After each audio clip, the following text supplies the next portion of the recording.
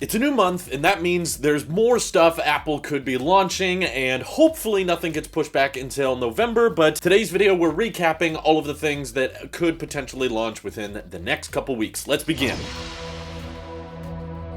By far the most exciting aspect for me is M1x MacBook Pros, because the 16-inch MacBook Pro has basically remained unchanged for nearly 2 years now. Same design, pretty much same specifications. They threw in a new GPU option a year ago or so, but there's very little going on with that MacBook. And of course, since its launch, we've had Apple announce their transition to their own in-house processors with way better energy efficiency, way better performance, and we've seen all of that performance with the M1 chip. Now, though, it's time to see where Apple can take it with more high-class, more expensive products, and I can't wait to find out just how insane the M1X chip can be, with reportedly 8 high-performance cores and 2 efficiency cores. Keep in mind, the A15 chip has 2 high-performance cores, so now, with that kind of similar architecture and all of those great speeds, imagine if Apple put 8 of those cores and had more power to give those cores. We should be looking at some of the fastest laptops ever produced in history, and also with some game-changing battery life. So mini LED displays are rumored for these new MacBooks as well. Unfortunately, ditching of the touch bar, which I'm not excited about, but people who are a fan of legacy ports should be excited to see the HDMI port return, SD card slot, and MagSafe could be making a comeback as well. So overall, these seem like the crowd-pleasing laptops that may have updated 1080p webcams with equal quality to the 24-inch iMac webcam. I really wish there would be some kind of wild card,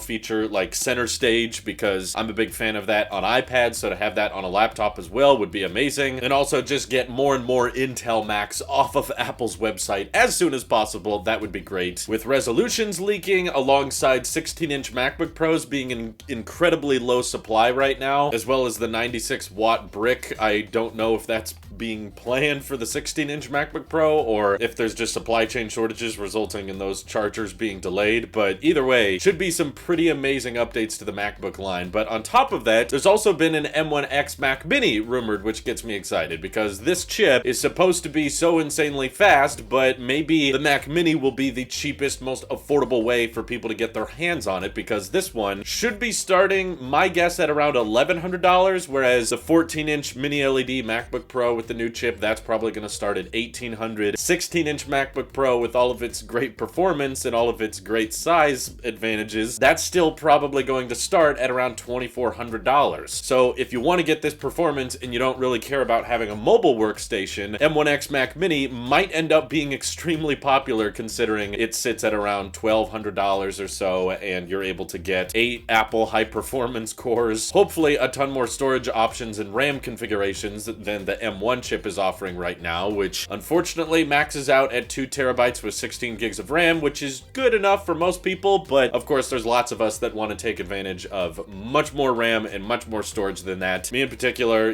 with the amount of content I film on a regular basis, I would love to be upping my storage internally to 4 or 8 terabytes. Even though I know you can buy some pretty cheap external storage, I still think I'm gonna fill that up. The other thing we should finally get some updates on this month as well, besides from Macs and the M1X chip getting rolled out, is where are the new AirPods? Everyone is still saying from supply chains that they've been in mass production for months. For whatever reason, they did not want to unveil them with the new iPhones. I felt like that would have been perfect, but Apple still, to this day, has not done any in-event AirPods announcements ever since AirPods were first introduced in 2016. So AirPods 3 maybe will be a site refresh. Could be this Tuesday, could be a week from Tuesday, we don't know, but it definitely seems overdue given it's been nearly 2.5 years since Apple did anything with the entry-level AirPods. Ming-Chi Kuo was saying to expect them to not really be too affordable, and perhaps even the old AirPods 2 will still be sold at a discounted price. So if you can hold off on buying new AirPods, it probably would be a good idea. There might be some sales coming soon. And also, we could hopefully get some more pricing and updates on the Apple Watch Series 7, which Apple pretty much just said coming later this fall, and that's all we were left with, as because I'm using